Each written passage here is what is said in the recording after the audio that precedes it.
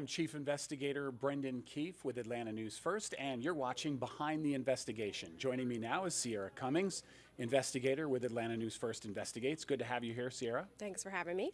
And today, give our viewers a little hint of what we're about to see related to the Department of Family and Children's Services. Yeah, DFCS, otherwise known. And, you know, if you've been following our coverage, we have been looking into this state agency for over a year now. We uncovered this practice called office hoteling, where kids were living in offices for sometimes weeks, sometimes months on end.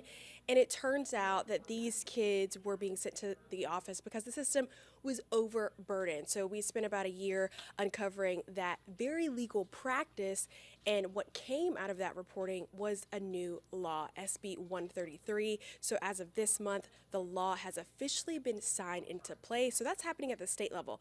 Meanwhile, the state is under scrutiny right now by the federal government. The U.S. Senate Subcommittee on Human Rights is actively investigating the state and how it's running its child welfare agency. So we got some new information about that. I break all of this in today's story. It's about part 7 of Unhoused and Unsafe.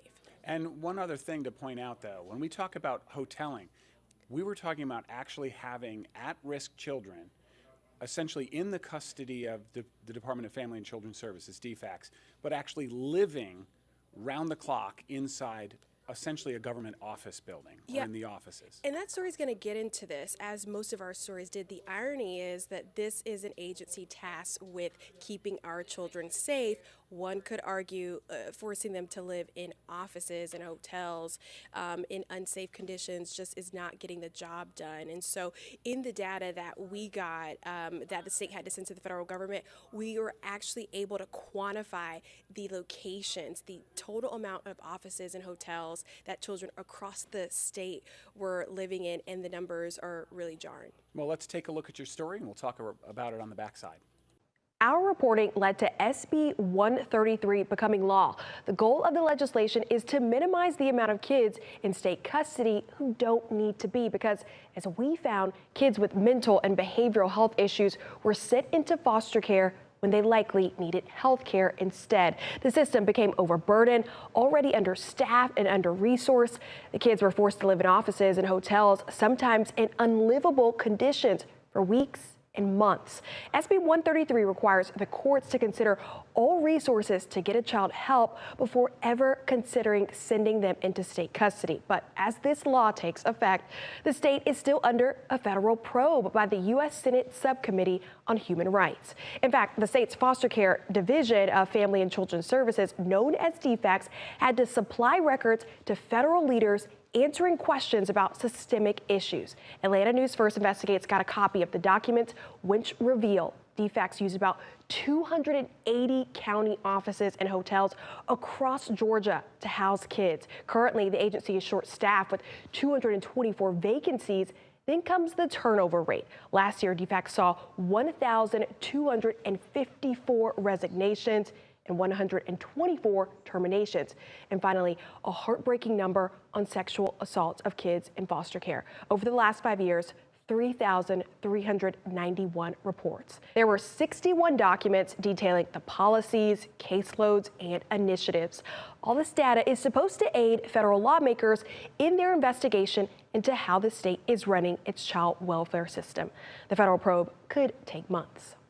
We're back now. Ciara, before we talk exactly about what the federal government is looking at and what that means, we have to reiterate that we're talking about at-risk Georgia children. They're taken from their families, or they're taken from the homes where they were living, but they're being placed in situations where they were facing sexual assault in foster care. Those stunning statistics. And then on top of that, I mean, in some cases, they had to go from bad to worse, no? Yeah, I mean, it's really heartbreaking. What we heard from families repeatedly is that, so you're taking my children away from me in maybe conditions that you thought were subpar, but only to put them in conditions that we feel are subpar, leaving them in offices and hotels. Not to mention, on top of the mental health cycle it continues to put the child in, like, hey, I'm living in an office. Does anybody want me? Is anyone helping me?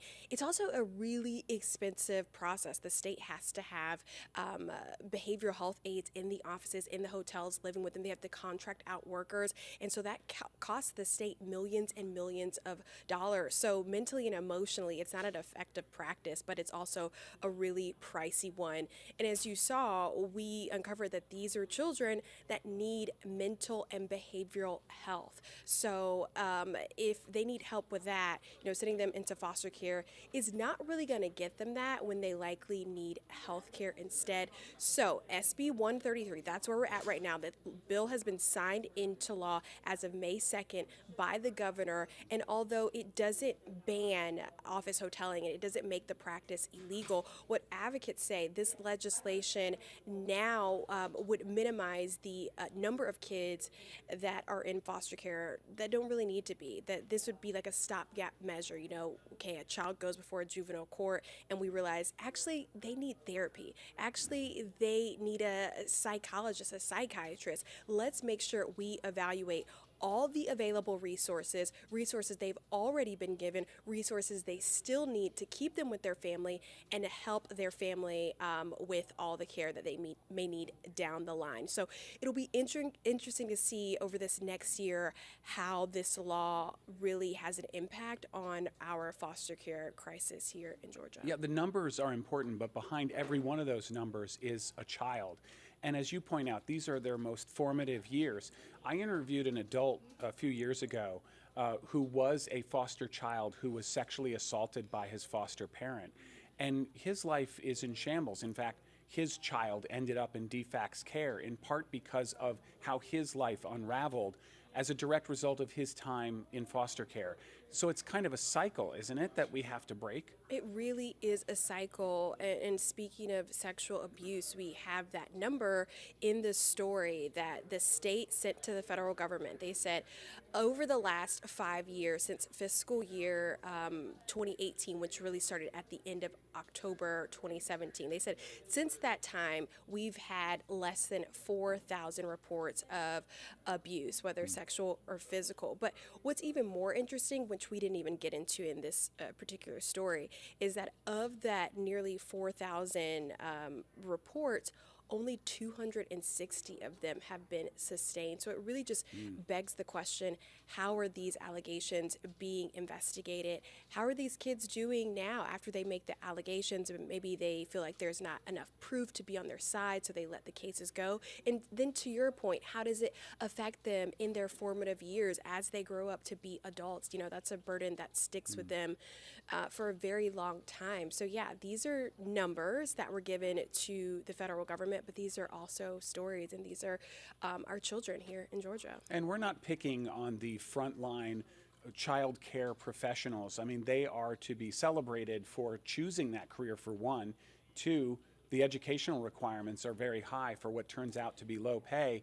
And unfortunately, we're seeing that in those turnover numbers. Those were some of the more stunning numbers in your report, because not only terminations, which were a smaller number, but people voluntarily leaving child protection for other careers, or leaving essentially their chosen career altogether. That's kind of a warning sign, isn't it? A red flag. Yeah, it is a red flag. People who work in child welfare say you got to have the heart. You got to know that this is a ministry to do this, because this isn't a profession where you can get rich. You have to want to do the work and to change the system. But it does get frustrating, as we've heard from DFCS caseworkers. Like, maybe you want to affect change, but the systemic issues are so great. It feels like, man, am I really making the changes that I came here to make? And so unfortunately, some people leave. They do leave. You saw that there was about 12,000 resignations and 124 terminations.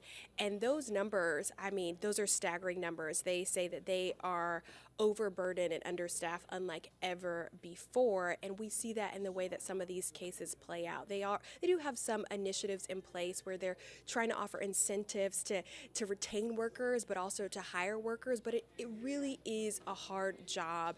And a lot of times when we're looking at these cases, we ran in a story where an expert said, this doesn't sound like a caseworker that doesn't care. This sounds like a caseworker who was overloaded. She just had a lot of cases. And so it is sad to see that number, but we hope that with all these improvements that may come from this new law and then the federal investigation, that maybe it would be easier for them to retain staff.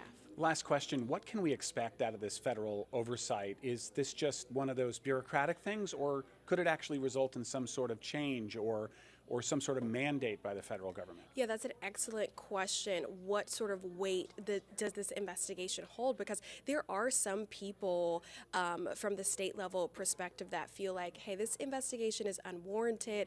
We're already trying to put into corrective measures. But I do think there's something to be said about shining a light on the issues, because once the light is on it, then you have no choice but to turn away from it. So although the state is doing its own corrective actions, what we expect with this federal investigation is over the course of a few months, after the state has time to look at the documents, we will have hearings from some of our top leaders here in Georgia, and they're going to present some solutions. To answer the question, though, this does have some weight, because just like any public agency, whether here in Georgia or somewhere in Florida, they need federal funding. So this is kind of like accountability. If there needs to be new policies in place, if there needs to be new standards and regulations in place, we're going to see that come about if Georgia's Child Welfare Agency wants to keep its federal funding. Money talks. That certainly makes sense.